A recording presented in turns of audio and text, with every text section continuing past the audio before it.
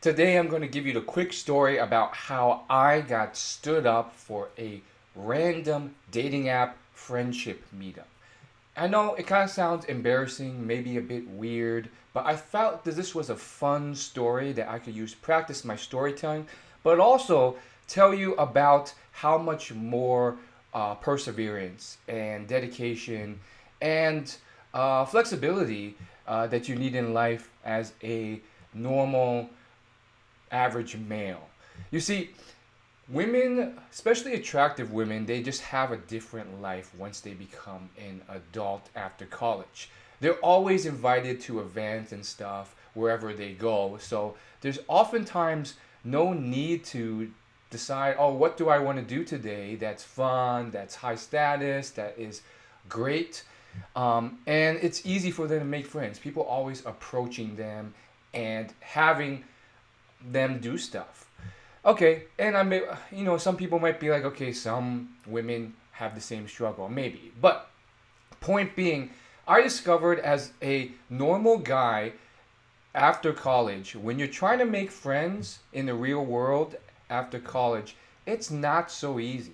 I mean, for me, at least college itself wasn't that easy. A lot of the school clubs and stuff I went to, many of the people there just stopped going after the first few weeks because school just got so difficult that they didn't have time for these clubs.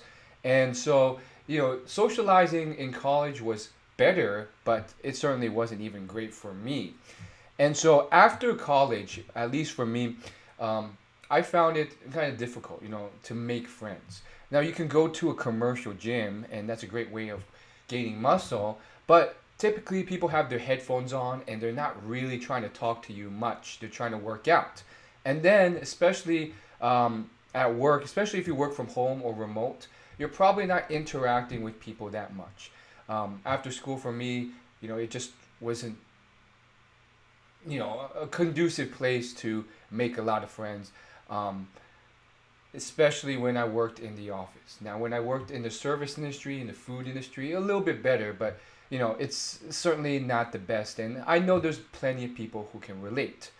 Now, point being, this one time, um, I was on these dating apps, and sometimes you can set these dating app features to uh, a setting where you're just looking to make friends, or you can display that on your profile.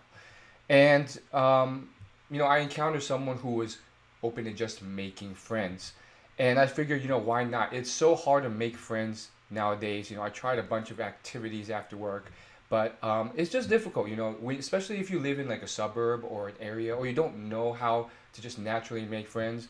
You can make a lot of acquaintances. Like you can go to like a pickleball meetup or something else on meetup.com, a hiking group. But sometimes you don't really connect enough with those people, or it seems a bit crazy to invite them out or get their contact information. So they just remain acquaintances that you meet once at this hiking meetup and never again. So you're like, how do I make actual real friends that I meet on a recurring basis? So with all that being said, my thought process was, okay, let's try this out. This person wants to just make a friend. Let's see what happens. So the long and short of it is, we arranged to work from a coffee shop since we both work remote. And the first big obstacle came up, which is that we find that we live about 25, 30 minutes from each other. And a lot of these suggestions thrown out were kind of across the board, all over town, 25 to 30-minute drive away from where I live. And so, I don't even know how that worked for her. I think she just chose random spots that were like fun for her, like cool coffee shops with cool designs, that weren't even close to her either. But I just wasn't about driving that far to, meet someone. I mean, it's just like that's an hour drive at least. And so, it seems like such a hassle to tack onto my day. Plus, it was the heat of summer. And, it was about 110 degrees outside on a typical day. That being said, what we ended up doing was we found some middle ground, which, I'm grateful for that flexibility. And it would have been about a 15 to 20-minute drive for the both of us. So the plan was, okay, we're going to get here at 1 p.m. and then we're going to work from the cafe and get to know each other a bit, you know, and that would be the start of a friendship. Now, I'm driving there in the heat. I have my AC on full blast, and I get there and I realize this is one of those Starbucks with no tables, no power outlets. And there's unfortunately more and more of these days. I guess they're just cracking down on people staying for extended periods at the cafe, maybe because they're squatters or homeless people. So unfortunately, this wouldn't work. So I kind of regrouped and I was, thinking what should I do? And I looked at my phone and I realized, oh, I went to the wrong Starbucks. My Google Maps says I still have 3 minutes drive to go. So I get out of there and I start driving to the right one. And when I'm almost there, I realize, well, this doesn't lead me anywhere either. It's just a dead end. And so I must have made some mistake where I thought I was going to another Starbucks or the right Starbucks, but my phone had just sent me to the middle of nowhere. And the first Starbucks I went to was the right one. And before I could fully figure it out, I get some text messages saying that she had already made it there and that there's no tables. And I'm trying to text her back. And here's the thing, like, sometimes people don't really give you time to process your texts or they just react to them. And I think that's what happened here because the sequence of texts went basically like this. Hey, there's no tables at the Starbucks. I'm here. And then I was like, oh, what about let's go to one of the first of the three coffee shops you mentioned. And then while I'm trying to see how far that one is away, she's like, responds and says, that's 25 minutes away. I'm not going to that from here. I checked the thing and sure enough, it's 25-minute drive away from where we're at. All of those other alternatives are as well. So then as I'm texting back, I say, oh shoot, you're right, good point. And then I start to text back and research another location that we can go. And then while I'm doing that and almost there, because I figured we could just go to another Starbucks where there are tables. So as I'm texting, hey, there's another Starbucks and this one has tables according to the photo. She texts back, I'm just going to go to Panera where my friend is. And that's the last text I hear from her again. So then I see that, and then like a couple minutes later, I finish my text and send it saying, here's the Starbucks with tables. And then I don't hear from her. So after like a couple minutes, I just decide I'm going to drive to this Starbucks. It's 4 minutes away. I get there, still don't see a reply, and I say, well, like she's probably just decided not to go, whatever. And I just start working there on my laptop. And, I am kind of like frustrated, a bit angry at this point. I'm like angry that I spent 30 minutes here and it's looking like this person is so close to making it happen. And then just because they don't want to drive 4 minutes more, they just give up. It's just frustrating when people like so easy to flake on things, but that's just life. And then, I don't hear any more messages from her. So, I give myself about 20, 30 minutes to cool down and I say, hey, like, I take it you're not coming anymore and no invite to Panera with your friend. So, I also found it a bit weird that like she would go to Panera and she wouldn't invite me along. Like, dude, like we're already going to meet each other. Why not just invite me along? That thought didn't cross your mind. You're just gonna like leave me astray when I've already driven here.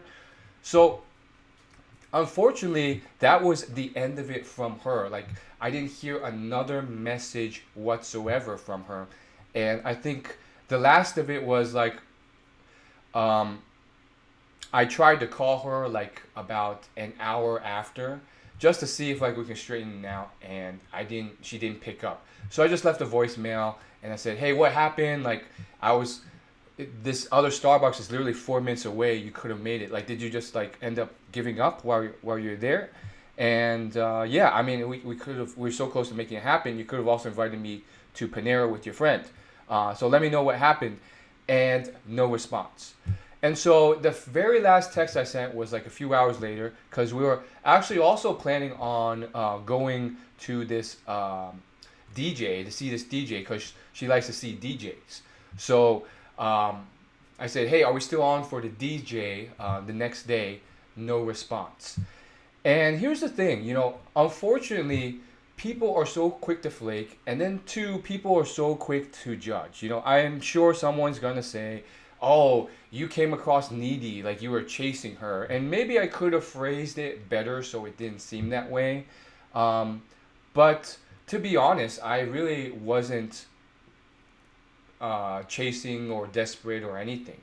Um, it was just a thing. But I just find it frustrating in general how quick and easy it is for people to just flake and give up on it and ghost and just be like, okay, I'm not doing it. It's too far. I already drove this far. Oh, I'm just going to go to my friend and you drove all this way, whatever.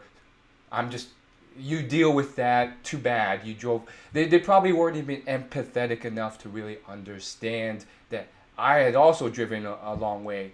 Um, or, oh, this guy must be low value or needy because, he was, he really wanted to meet. When, it isn't that true. So that's kind of the story what happened, and it does kind of suck because of just my view on like how people are.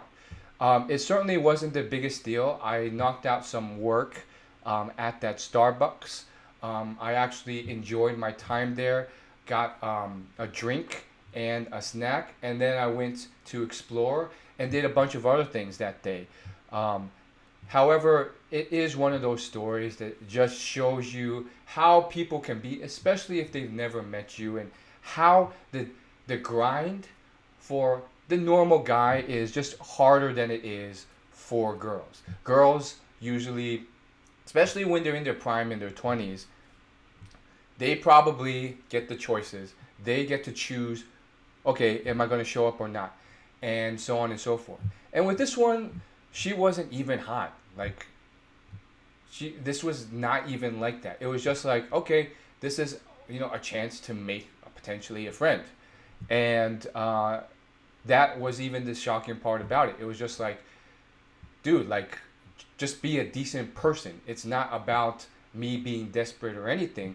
At least send a message back saying, hey, this is why I couldn't make it. I appreciate you coming way out. Sorry, this is a private thing. I had to meet my friend at Panera. You can't come. That would have been the decent thing to do. And so it's not even about like, um, you know, meeting. I think it's just about the decency to respond. And unfortunately, people are just so flaky and like, you know, she probably thought, oh, he's suggesting another thing 25 minutes away. How dare he? I've already driven so far. I'm not going. It's so easy for people to judge others. And in reality, I was just like, okay, I don't know how far this thing is away, but let's go back to our first alternative. Let's work out where we could also go. So it is rather crazy how seamless you have to make the experience and convenient for others just to make something happen. Um, but that's the story. And yeah, we move on, we try something new, and that's kind of how it goes. Now, are all of those um, dating app friend setting things just a uh, trash dump of crazy, disappointing stories like this?